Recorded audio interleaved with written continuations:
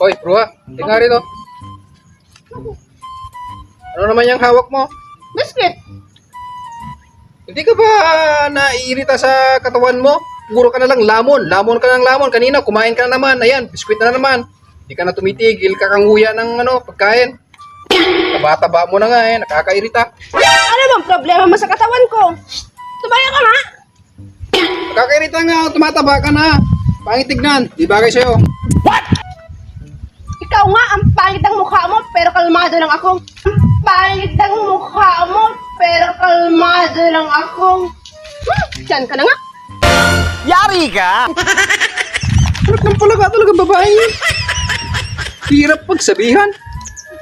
Naloko na.